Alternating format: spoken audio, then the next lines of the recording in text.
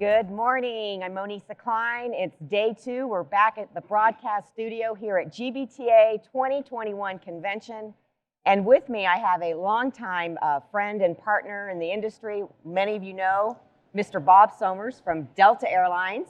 Good morning, Bob. Good morning, Monisa. Thanks for having me. It's always a pleasure to have you and to be with you and to spend time with you. Feelings mutual. Great to see each other in person, right? I like it. Not on a Zoom call. Not on a Zoom call. Face to face. That's what we like these days. You got it. It's great to be here and to see so many of our industry friends and partners and just doing what we do. Get back together and get business going again, right? Absolutely. So what is Delta seeing in terms of travel trends right now? You know, international, domestic, leisure versus corporate. Obviously, leisure was a big part through the pandemic, but what are some trends that you guys are seeing now that you'd like to share? Yeah, you know, the biggest trend is we're trending towards profitability, towards the positive end. We've been positive through this entire time that this too shall pass. You know, as a company, we went from handing out profit sharing checks in February of 2020 to losing $100 million a day 30 days later. Unbelievable. So the impact of COVID, the pandemic on our industry was unbelievable. If you fast forward though, we're extremely excited. We just reported the first quarterly profit we've had since the beginning of the pandemic, almost 2 years. So that's kind of the track we've been on. We're really excited about it. That profitability was, you know, we're still missing a third of our revenue, the corporates, which we'll talk about. Corporates aren't back, so we'll be focused. The trends that we're focused on is how do we capture that last third of the business? And that's predominantly the corporate business and international, both of which have been basically non-existent for about a year. And we'll be really focused on that. Domestic, as you said, domestic has been carrying the day. Domestic corporate, if we separate domestic and international, domestic has been, you know, for the most part, we're back to about 40% in the corporate arena. 40 to 45% of our spend in the corporate arena is back to 19 levels. That changes every week, and it's up 20 points in the last 3 months or so. So I think we were really on a good trend before the variant hit. By the way, it's B16172. That's what we call the variant because it's easy to remember, a lot easier to remember. But the variant hit and slowed us down, paused us for a while in the corporate arena at least. And, you know, to your point, leisure has carried the day for us from the beginning. We probably went from 80% corporate, 20% leisure to a complete flip-flop during the pandemic. And, you know, while corporate is slow to recover, leisure was not. You know, mountain states, domestic, everybody was going to, you know, the West, everybody's going to the parks and the beaches. And you can't Zoom a vacation. So, you know, that's what we've been saying from the beginning. So leisure has driven the day. On the international side, I think we're seeing improvement on the domestic corporate. We have 95% of our corporates that are traveling. Smaller numbers, but they're traveling, which means they're out and about. We see that number every Friday. We watch that number. It changes. It's trending positively. We had our highest booking and revenue day in the corporate arena last week, pre-Thanksgiving. And of course, Thanksgiving and Christmas, you know, those holidays, we're going to have record loads for that. So international, obviously, we're not quite as fast recovered. So about 80% recovered if you think about, but it's all leisure and it's all, you know, predominantly driven by the beaches. We're really thrilled with the administration's decision to lift 212. We saw immediate improvements on that. International, if you think about transatlantic alone, international when 212, when that came out, the Europe point of sale bookings are now 6 times higher than they were before 212's announcement. Every single day we're seeing Europe, and particularly Europe and transatlantic point of sale booking through the roof. And we're excited about that. Even evidence about the number of international visitors to this that were not going to come here. And now they're here now because of 212. So we're really looking forward to what 2022 is going to be. We think we'll be on the path of full recovery by 23. So it's exciting. Well, you know, travel looks, I mean, that's fantastic. It sounds like you guys are seeing positive trends, good news with the international travel, you know, sanctions being lifted. So everything is, there's a lot of optimism, right? Moving forward and looking ahead, which is fantastic. 100%, yep. But obviously, even looking ahead, travel looks a little bit different than pre-pandemic days, right? There's a lot of stress points. A lot of travelers haven't traveled in 18 months. You know, some people have not traveled. I've forgotten how to pack. Yeah, oh yeah. I have to actually make a list. This is another trip. I forgot a charger on this trip again. Right, you know, so we're all kind of out of practice. But travel looks different. There's some stress points. What are you guys seeing on that front, and how are you dealing with some of those things to ease the stress points for travel? Yeah. Let's just wait for a second. You can find a map of the show floor in the mobile app.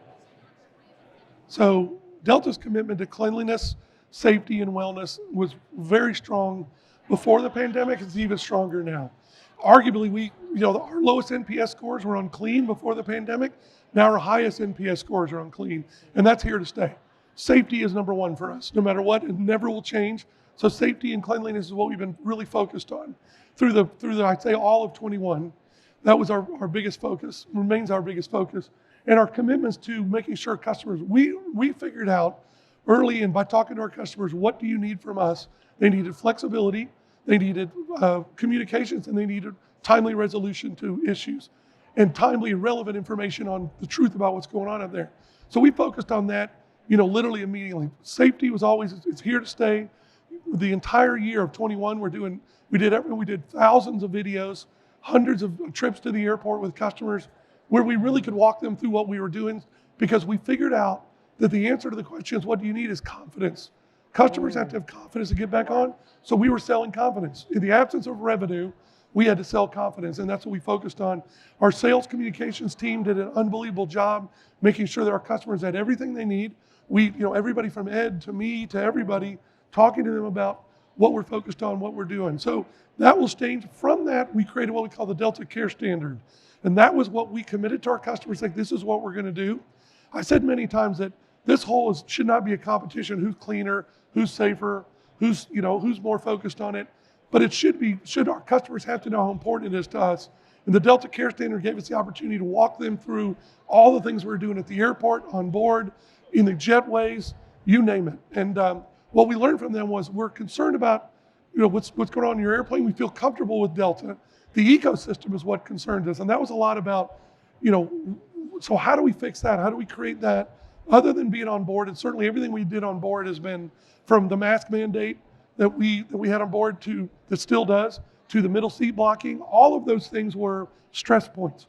The first thing our customer says, what stresses me is social distancing at the airports and on board. So we were the first to block seats and the last to unblock them.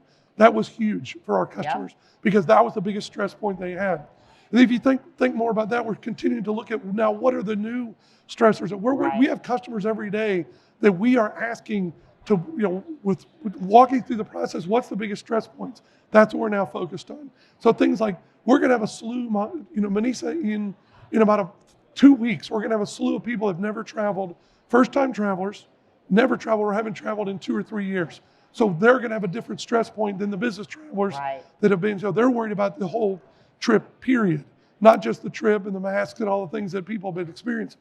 So what are we doing to focus on that? So that's what you're hearing, tons of announcements about the biometrics that we're doing. What are the stress points? The stress points are when you get to the airport, when you're going through TSA, when you check in TSA, when you're getting on board, when you're baggage claim. And so we're building technology around dealing with those stress points. So the biometrics are a big piece of that.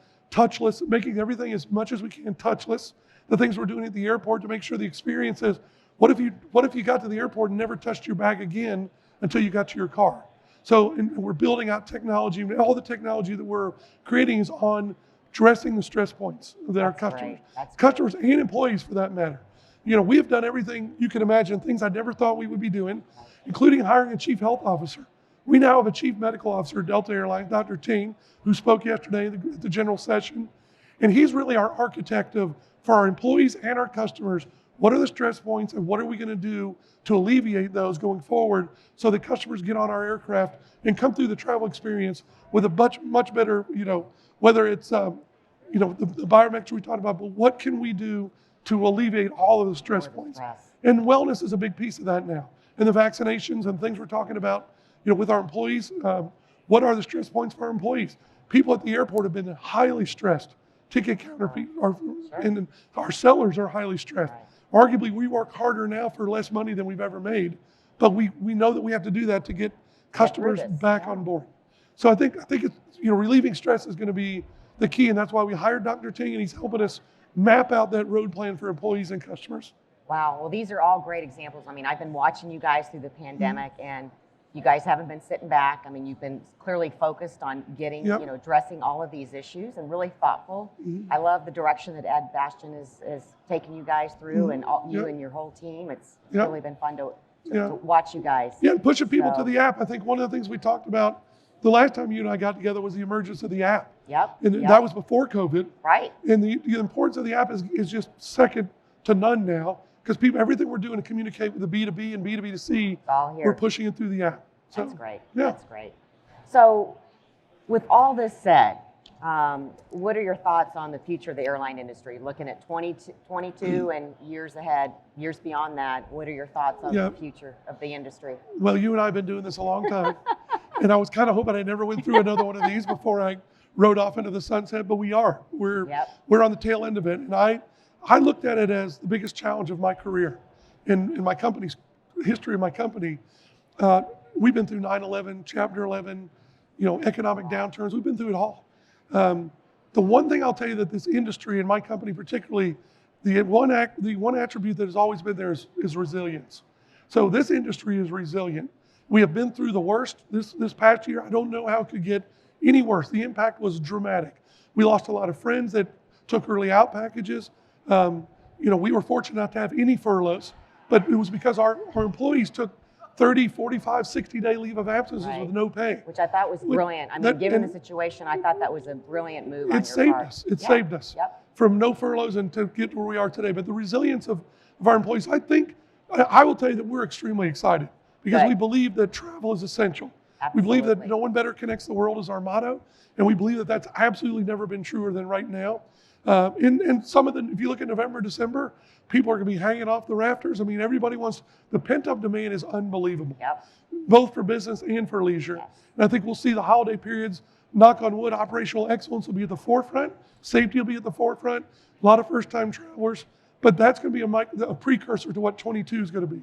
So we've said many times, we think we'll be recovered to about 75% by the end of the year, somewhere between 80 and 100% by the end of next year, and 23 is when we'll really be back.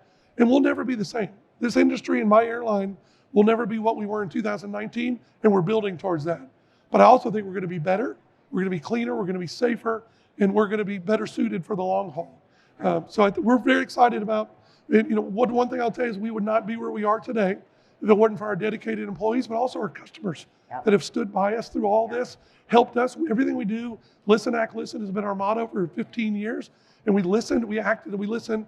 That's why we think we're going to be in good shape, because our customers are telling us what we are doing is following the right path, and they can't wait to get back on, and we can't wait to have them back on the airplanes. Well, Bob, I just want to fly Delta listening to you. Come on, tell you, I we'll love take your it. enthusiasm. It's so contagious. Yeah, and thanks. You're such a great leader and so highly regarded in the industry. Thank you. Thanks so much for spending some time with me today. Thanks for having me, Lisa. And Great I to look see forward you. to seeing you on the dance floor. We'll do it. Thank you. Thank you so Thanks, much. everybody. Monisa Klein here at the broadcast studio here at GBTA 2021.